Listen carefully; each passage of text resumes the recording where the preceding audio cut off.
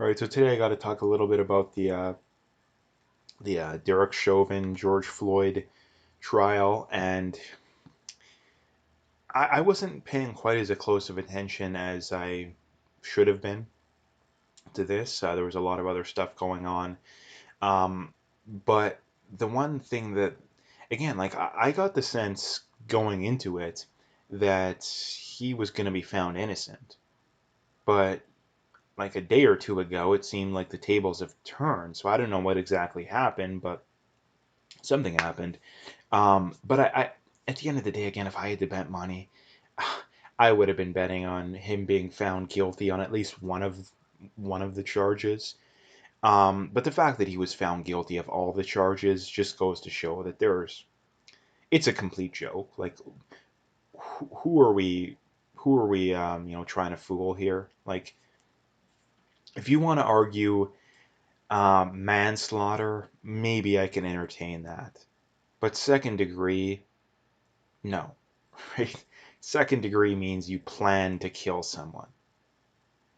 Why, like, again, from a logical perspective too, but why in the world would you kill someone when you're not only kill someone, but plan to kill someone when you're being filmed from multiple angles? Like, why would you not go out late at night in a dark alley and, blow someone away? Like, it doesn't make any sense to me.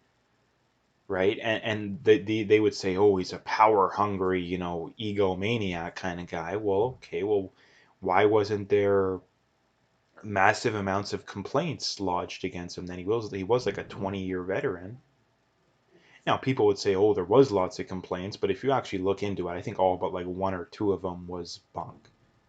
Right? So if you're a cop and you get one legitimate complaint every 5 to 10 years, I mean, I don't think that's all that bad in my books. Again, I'm not a cop, but that doesn't seem too bad to me. But um, again, the main thing coming out of this is that there is no justice in society anymore. I mean, again, for anyone not not aware, George Floyd died of a drug overdose. Like, let's stop pretending that otherwise, right? That, and the fact that, again, people always mention, oh, it's kneeling on the neck, kneeling on the neck. Okay, there's no data that shows that was what killed him, right? There's no, the medical examiner said, like, if we'd have found this guy, dead in a hotel room or in his house or whatever, it would have been ruled a drug overdose, no questions asked, right? They said he had no damage to his neck, right? Not only that, the Minneapolis Police Department had trained their officers to use this maneuver, right? And they had this expert witness that witnessed it, saying, "Oh no, that's a shimmy technique, I think is what they call it." And again, the guy had been spotted in riots last year. Like, how in the world can you be an expert witness when you were literally participating in riots last year? Like, come on. Um, so again, this all comes down to is that we are a society that runs based off emotions and not facts, reason, and evidence, right? That it's very clear. Um, it's not even a question. I mean, if you ask me, because again, like if this was based off law, and again, do people even know the definition of second degree murder? Do people know the definition of manslaughter? No, they don't. Um, they just want to be a mob, right? Right? Um, and this is the thing. People like, I don't understand how people can defend these kind of people too. Like, people talking about, oh, George Floyd was this great guy. Like, no, he wasn't. Right? He was a drug addict who did a lot of crazy stuff, including robbing a pregnant woman at gunpoint. Yeah, that's a real stand-up guy, right? Jacob Blake, wanted for sexual assault and domestic abuse. Yeah, real stand-up guy there, Pete, guys. Yeah, real stand-up guy, right? Like, I don't understand. Like, I don't understand what the big hiccup here. Now, for most people, they just want to go along to get along, right? They'll believe whatever the majority of people believe, and because they think the majority of people, it probably is, believe the lies of the BLM, that's what they go along with, right? And the other really important point here to bring up too is that what are the cops doing? Why in the world are, I mean, I know there has been quite a few, but why in the world are more cops not quitting or going to like suburb, like, vast majority white or Asian areas? Like, why in the world would you want to be a white cop in an area where blacks are overrepresented to any degree? Right? And again, that's not saying all blacks are bad people. It is a minority, but there's enough of them that you're just asking for it. And this is the other thing now too, that going forward, any more of these cases, especially like especially the ones where, again, some people, maybe you don't have the ability to transfer, you maybe you're living paycheck to paycheck or something along those lines. But if you are a white cop that has the ability to get out of these areas and you don't do it, honestly, I don't even really feel sorry for a lot of these people anymore, because the writing is on the wall. You cannot defend yourself. If you do the slightest thing wrong, you will get thrown under the bus to such a degree that it is not even funny. Like, I don't understand. Like, the writing is, like I said, so clearly on the wall, right? So if you're a white cop and you can transfer, get out of these areas. And not to mention, too, it's probably good to know the people that are coming up with the prosecution for this kind of stuff. Like, I mean, in Minnesota, you have Keith Ellison, who's a complete, I mean, he supports Antifa, complete crazy nut job. Like, you got to know who the people are that are dealing with this stuff in your area. And again, most of these people are fairly honest, open and honest with their political leanings these days. If they're supportive of BLM, especially openly supportive, why in the world would you want to be there?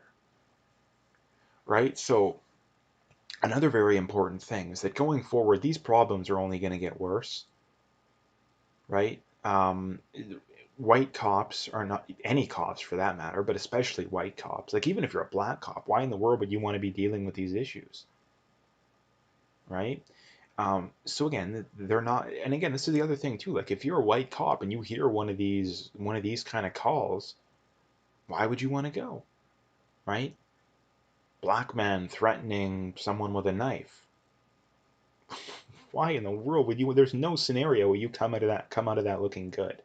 I mean, maybe they drop the knife and they go peacefully, but that's not going to happen. Again, we have multiple cases. Even if they're running at you with a knife, right? We had that one in, I think it was Baltimore last year. The guy was running at the cop with the knife. The cop even tried to avoid it, but he eventually couldn't get away anymore. BLM still rioted over that. And again, this is the thing people say, that oh, they're reasonable. They're not reasonable. BLM rioted over a guy running at the cops with a knife and getting shot. If you don't think that cops can't shoot people because of that, you're too far gone, right? You're too far gone. Um, so again, like, this isn't going to make anything better, too. I see all these idiots on social media. Oh, it's justice and all this kind of stuff. Like, it's not going to get any better, right? Because again, any cop for that matter, but especially white cop with a brain, is not going to want to go to these areas, is not going to want to go to these calls, which is only going to cause violence to go up, which is only going to cause more problems in the black community, which is going to be called, oh, it's this horrible racism, guys. We got to do more to help this horrible racism, when in reality, you're doing the exact opposite of what's going to help the problem, right? I think the problem's just going to get worse and worse and worse. Eventually, it probably gets better because eventually people are going to wake up, but that may take decades. So, I mean, again, like, this is the thing at the end of the day. Like, the fact that whenever the mainstream media reports on this stuff, that they don't tell people that George Floyd had a fatal level of fentanyl in his system. I don't care what happens after that. It doesn't matter what happens after that. I mean, the law is very clear, right? The law is very clear that I don't know exactly how it's written, but in Minnesota, I know it's written very clearly that if something else can be found to have killed someone, this being a prime example of it, you can't. I mean, technically you can, but you shouldn't be found guilty. But he was anyway. And when it comes down to this whole situation, like I always bring up, um, I, it's not that I disagree with people that is my big problem. That's not the biggest problem. The biggest problem is people are formulating worldviews based off lies. George Floyd didn't die because you gave a counterfeit $20 bill, right? That's not why he died. Number one, I mean, the first thing you have to point out too is that the the store made it very clear that if you accept counterfeit money, it's coming out of your paycheck, right? So again, number one, you're expecting someone who's making $10 an hour or whatever it is there. That's 2 hours of work. You're expecting someone to take 2 hours work out of their day just so some drug addict can get a high. Like, come on. And number two, it's not why he was killed, right? George Floyd ended up in the situation he was in because he resisted arrest, right? If you watch the body camera, he very clearly resisted arrest. He could have just went in the cop car and they would that would have been that, but he didn't do it. And the biggest thing is that he had a fatal level of fentanyl in his system. I mean, if you look at the toxicology report, he had like 7 or 8 different drugs in his system. Like, he had heart disease. This guy was a ticking time bomb,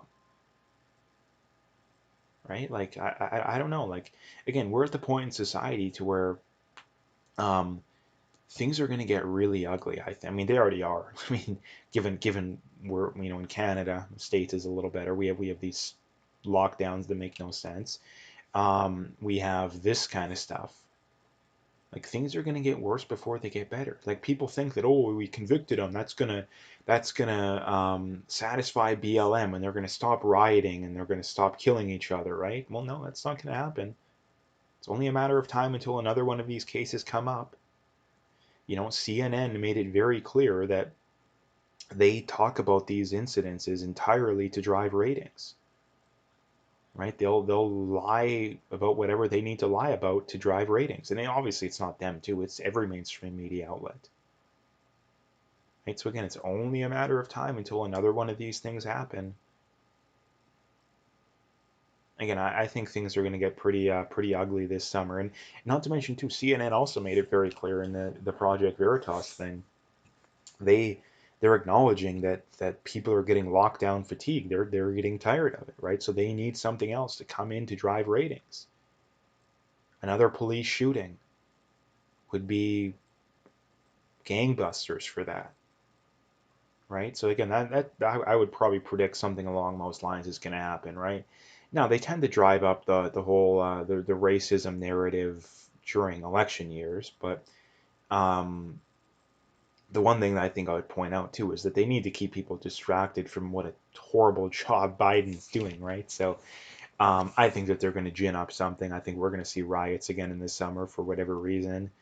Um, Again, not to mention too, like they're obviously going to appeal this. And number two, you had Maxine Waters calling for violence, which should nullify any conviction, right? And that the jurors were clearly being threatened. I mean, even before that, it was very obvious they were being threatened. So again, like this is the other thing too. Like for all the people saying, "Oh, it's you think Chauvin should have been convicted," well, where in the world are you criticizing the people threatening the jurors?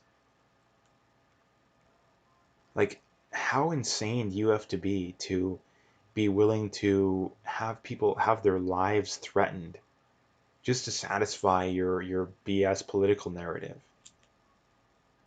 right? Like, it's just complete and utter insanity, right? Complete and utter insanity. And this is the thing too. Like, again, I know people personally, like, especially in like Alberta, we got this rural crime issue, right?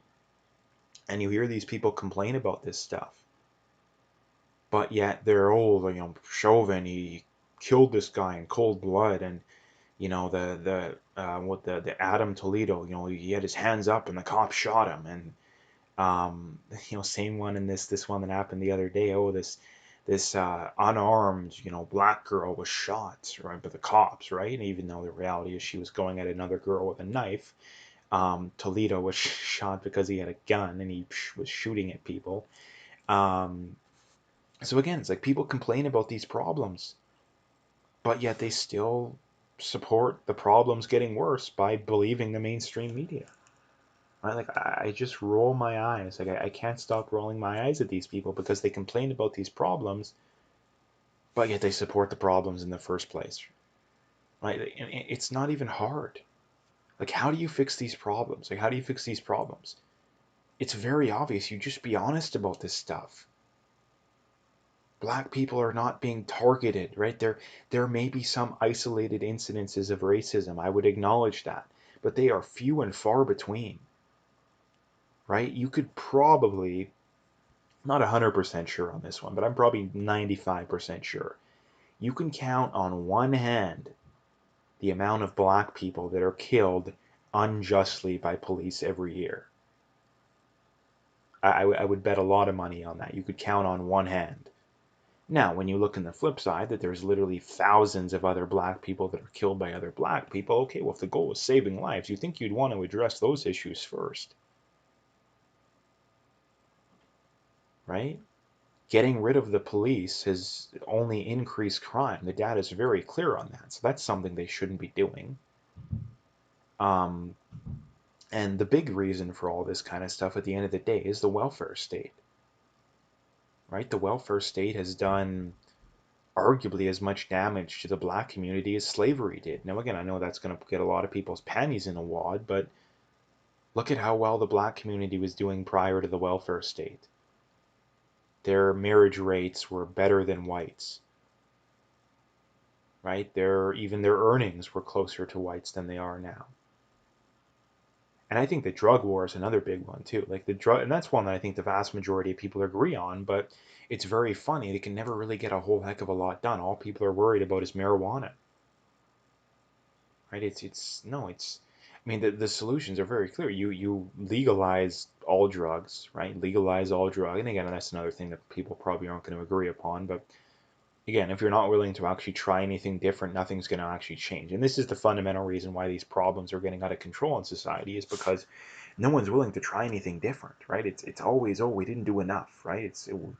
The gap between the rich and the poor. Oh, it's not because the rich just exploit the system no matter what, and the rich are influencing the government, and the rich are going to be rich no matter what.